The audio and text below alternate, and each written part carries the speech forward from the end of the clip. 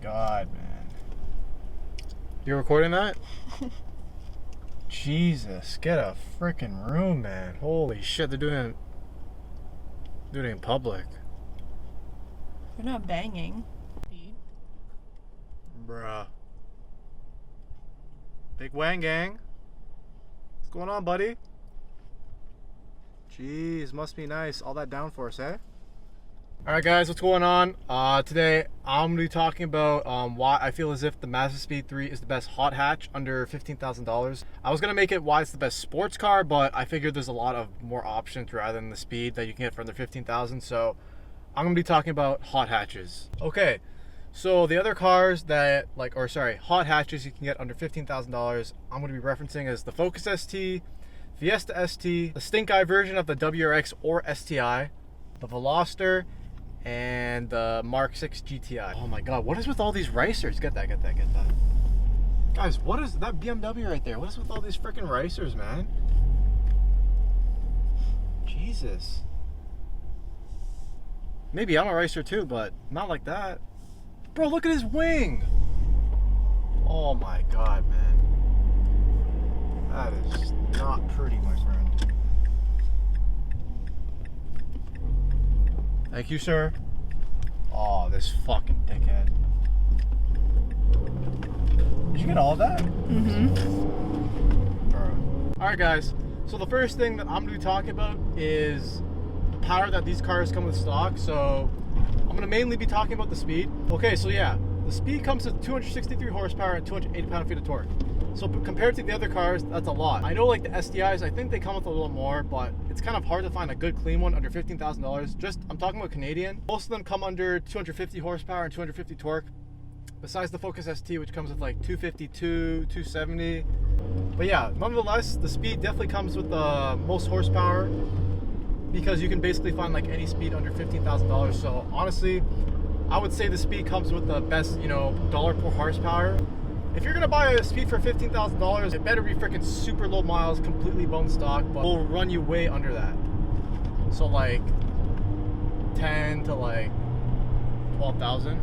Okay guys, next thing I'm gonna talk about is the drivetrains. Okay, this may be a deal breaker for some people, just because, I don't know, some people just don't like it. And this car comes stock front wheel drive, and some people like to call it like wrong wheel drive. The only other car in this segment that I'm talking about is the WRX and STI.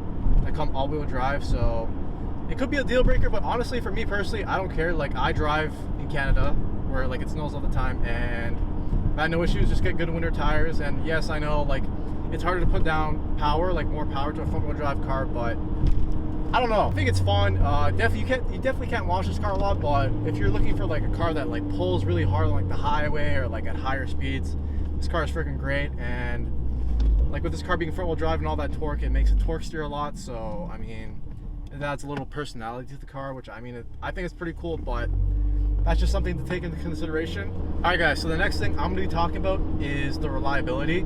So this car is so freaking reliable.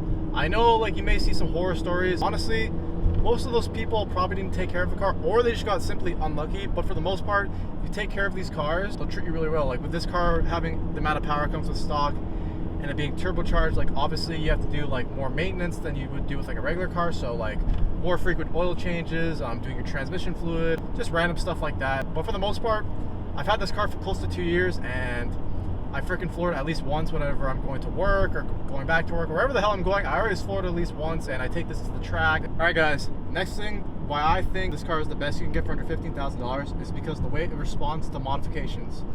So I think the problem when people start modifying their cars is they feel like they're sacrificing their reliability, and that is definitely not the case with this car. If you're keeping this car stock block, even like bigger turbo, this car will be it'll still be reliable. Like I'm already full bolt-on stock turbo, like I say this a million times, and the car still handles great. It still drives amazing, no issues. Honestly, the car is running better than stock just because of the certain mods I added, like the front mount intercooler, so the car's always consistently cool. EGR delete, oil catch can, high pressure fuel pump internals with proper tune, shit like that. Honestly, it's making the car run better than it did when it was stock, but yeah, it just handles a lot better. I think you gain, so I think the stock dyno for these cars, like wheel horsepower, I think it's around maybe like 230, something like that, don't quote me. After you do that, you'll be close to like 300 wheel horsepower on pump gas, which is pretty freaking good. So even before you upgrade your turbo and you just add simple bolt-ons. I'm not sure how like other cars handled some modifications, but I do know for the Focus ST specifically that they don't respond well to bolt-ons. I'm not saying the car becomes unreliable. I'm just saying it doesn't get fast as like the Speed would on full bolt-on. That's what I've heard from like Focus ST people. All right guys, another reason why I feel as if this car is like the best you can get for under 15 is just because you can make this build whatever you want. And what do I mean by that? I mean, if you want this to be your track car, it can be your track car. If you want this to be your stance car, I mean, I wouldn't want it to be your stance car because I feel like you're not utilizing the car to its full capabilities, but hey man, it's your build, not mine. You can stance it, it can be your show car, it can be your daily driver, it can literally do anything. Right now, for my car, I want it to be like my track, show, and daily driver, and it's honestly doing all of that. Not show car just yet because it still needs some work done, but guys, whenever I take this to the track or just for like daily driving, this car can literally do it all, man. It's honestly a treat to have this car. I'll record now. You think they're doing van life? Yeah. We could do hatchback life with this car. I don't know about Just buy a that. grill, you know? And buy a compostable toilet to go in the back seat. Exactly. Holy shit, holy shit. Jesus. Next thing that I want to talk about is the community. So I feel as if the Speed community is really good. I'd say like, you know, you're obviously going to have those like, you know, odd trolls on like the Facebook forums. I mean, that's with anything to be honest, but the community is great. I met a lot of cool people. People are always willing to like learn and like give you advice and help and all that stuff. It's just a really welcoming community if you ask me personally. All right guys, the next thing that I'm gonna be talking about, okay, I feel like I say next thing I'm gonna be talking about is just, I say that way too many times. All right guys, next. All right guys, something else. What? Additionally. All right guys, in addition to that, I'd say one thing about this car is the sound. Okay, I'm not gonna lie. I feel like Subarus just have that really nice, distinct noise. Like whenever you hear like a certain car, you just know it's a Subaru with like that Subi rumble, and they sound amazing. Don't get me wrong. But I feel as if the Speed 3 is an underrated sounding car. I feel as if this is probably, if not the first or second best sounding Japanese 4-cylinder. I think these cars sound freaking amazing, especially when you do it right. Not to say all of them sound really good, but if you do it right, like I feel like my car sounds pretty freaking good for what it is. I mean, that's just my opinion. It just sounds very aggressive. It can be a little raspy, but not in a bad way, obviously.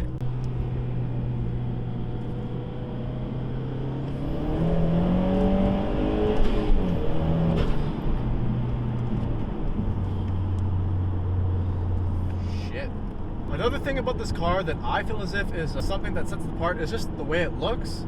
So, for one, this car is a freaking sleeper. I mean, to be honest, like, most people don't really know what this car is, and they don't really expect the Mazda to be this freaking fast. Especially if you get like a Gen 1 Speed 3.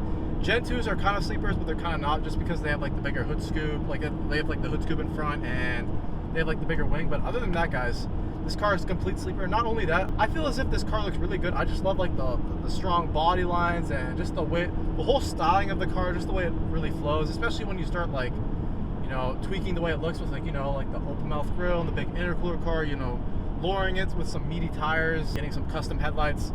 These cars can look freaking amazing. That's just me personally. I mean, it's all down to personal opinion with the way like you think these cars look, but for me personally, I feel as if this car looks freaking amazing compared to the other ones. Alright guys, so that's about everything I really wanted to talk about. Honestly, I'm really happy that I got this car. I've looked at like the other options that like I've mentioned, and it just really never spoke to me. I mean, obviously it comes down to personal opinion and what you want. I mean, obviously I know there are gonna be people who want like the WRX more, or the Focuses more, or the Volkswagens, and that's totally okay. But for me personally, I just wanted to give you guys my advice and my opinions on why I feel as if this is like the best bang for your buck hot hatch you can get for under $15,000. Like I said, this car is fast, it's fun, it's reliable, it looks good, responds well to power.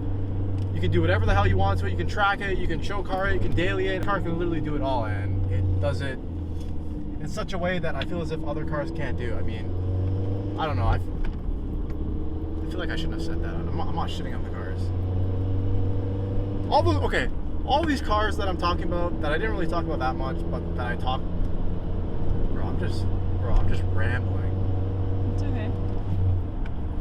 All these cars that I mentioned are great options. Don't get me wrong. But at the end of the day, The Speed 3 for me personally was like the best bang for your buck hot hatch. Guys, I got a lot more plans with this car. I'm so freaking excited.